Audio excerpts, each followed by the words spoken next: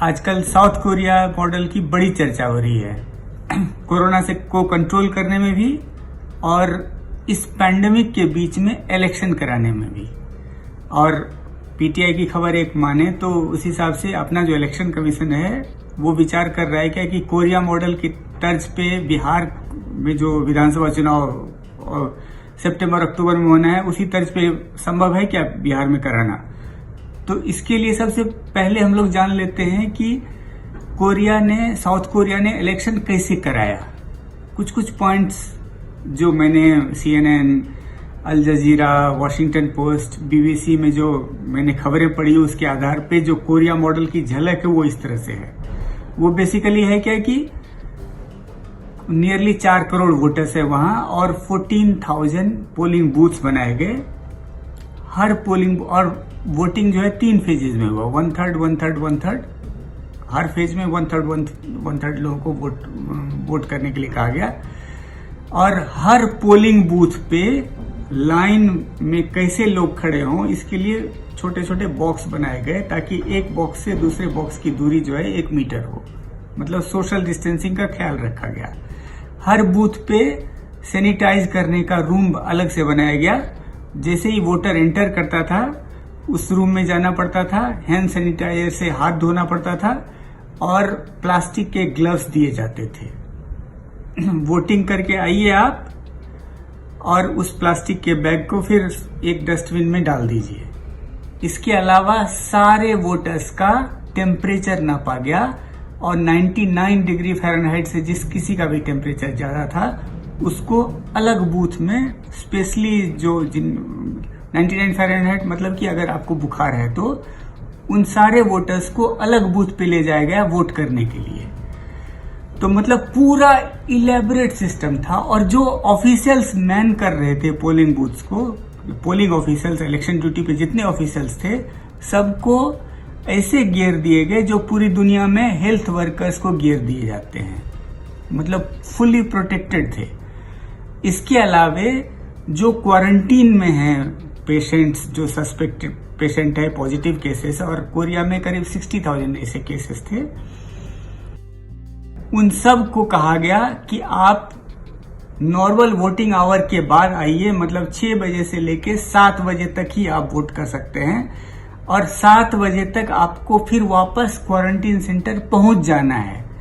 और जितने क्वारंटीन में लोग थे उनका मोबाइल से ट्रैकिंग हो रहा था कि कहीं वो दूसरे जगह न चले जाएं, अपने क्वारंटीन सेंटर से आए, वोट डालें और फिर वापस चले जाएं। बीच में किसी को इन्फेक्ट कहीं भीड़ वाली जगह में नहीं जाएं ताकि दूसरे इन्फेक्ट हो जाएं। तो पूरा एकदम से elaborate well thought out system था। और जैसा हमने देखा है क्या कि कोरोना से लड़ने में भी कोरिया ने जो काम किया है ऑलमोस्ट साउथ कोरिया में कंट्रोल में है अभी, होपफुली। तो दोनों ही सिस्टम को साउथ कोरिया का बहुत काबिले तारीफ रहा है और पूरी दुनिया में इसकी चर्चा हुई है। इस साल के जनवरी तक रूलिंग पार्टी का, साउथ कोरिया के रूलिंग पार्टी का अप्रूवल रेटिंग अच्छा नहीं था। इकोनॉमिक स्लोडाउन था, जॉब लॉसेस थे, घोटाले की बात हो रही थी, इसीलिए लोगों को डर था। लोग प्रेडिक्ट कर रहे थे कि रूलिंग पार्टी हार जाएगी अगर चुनाव होता है वहां। लेकिन चुनाव भी हुए और रूलिंग पार्टी बम्पर बहुमत से फिर से वापस आई है। और इसमें सबसे बड़ा क्रेडिट जाता है, और लोग एनालिस्ट बोल रहे हैं और इलेक्शन ऑब्जर्वर बोल रहे हैं कि चूंकि साउथ कोरिया ने कोरोना के खिलाफ बहुत कमाल का काम किया और पूरी दुनिया में इसकी तारीफ हुई, इसीलिए उनका रूलिंग पार्टी का अप्रूवल रेटिंग सडनली बहुत ज्यादा बढ़ गया। अब बात हो रही है कि क्या कोरिया का ये मॉडल बिहार में रेप्लिकेट हो सकता है, बिहार में उसी तर्ज पे चुनाव कराया जा सकता है।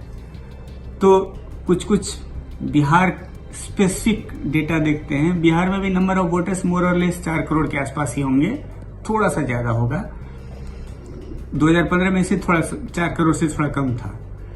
बिहार में 2015 में 65,000 के करीब पोलिंग बूथ था। लेकिन एक बड़ा कोरिया और बिहार में जो अंतर है, कोरिया में पॉपुलेशन डेंसिटी जो है करीब 500 के आसपास है। बिहार में 2011 में ही पॉपुलेशन डेंसिटी 1100 से ज्यादा था, मतलब बहुत ही डेंस पॉपुलेशन है वहां। और इसी के चलते आपने अगर मैंने बहुत सारे इलेक्शन बिहार में कवर किए हैं, तो वहां पोलिंग बूथ जो है बहुत ही भीड़ वाले इलाके में होता है, बहुत कंजेस्टेड होता है। ऐसे में अगर कोरिया के तर्ज पे आपको चुनाव कराना है बिहार में, तो पोलिंग स्टेशन कहाँ बने इस पे ज्यादा प्लानिंग करनी होगी। ऐसे इलाके में पोलिंग स्टेशन बनाने होंगे जहां की आप सारे अरेंजमेंट कर सके। दूसरी बात है कि सारे वोटर्स को हैंड सैनिटाइजर, सारे वोटर्स को आप ग्लव्स दे पाएं, इतनी व्यवस्था बिहार में हो पाएगी क्या?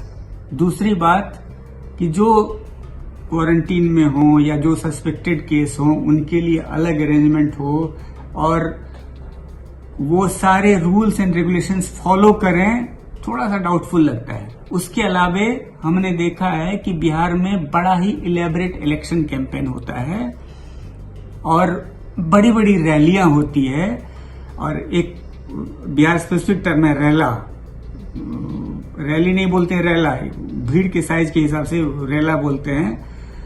और वो बेसिकली आप कह सकते हैं कि है तो सेलिब्रेशन ऑफ डेमोक्रेसी, लेकिन काफी भीड़ होती है। ऐसे रैली के बगैर बिहार का इलेक्शन में एकदम से कलर गायब हो जाएगा। तो आप रैली करें और उस रैली में सोशल डिस्टेंसिंग का ख्याल रखें, संभव है क्या? दूसरी बात कि बिहार में लॉ इन्फोर्समेंट एजेंसी इतनी इफिशिएंट है कि सारे नियम कानून को वो पालन करवा पाएं, पार्टी से करवा पाएं, इलेक्शन ऑफिशियल्स के लिए सारे गियर दे पाएं, हैंड सैनिटाइजर दे पाएं, ग्लव्स दे पाएं, सबका व्यवस्था करें। तो इससे एक तो होगा क्या कि खर्च जो जनरली चुनाव में होता है उससे काफी ज्यादा अगर सारे अरेंजमेंट के साथ हुआ तो करना पड़ेगा। क्या इलेक्शन कमीशन इतना खर्च करने के लिए तैयार है चुनाव में? होपफुली सितंबर अक्टूबर में चुनाव होने वाला है, तो होपफुली तब तक कोरोना पे हम कंट्रोल कर पाएंगे। हो सकता है दवाई आ जाए, हो सकता है वैक्सीन आ जाए, तब तो कोई झंझट ही नहीं। लेकिन अगर ऐसा नहीं होता है तो कोरिया मॉडल जैसा एकदम इफिशिएंट स्टेट सिस्टम, उसी मॉडल को बिहार में रेप्लिकेट करना मेरे ख्याल से बहुत मुश्किल होगा। किसी चमत्कार की जरूरत होगी उस मॉडल को बिहार में रेप्लिकेट करना।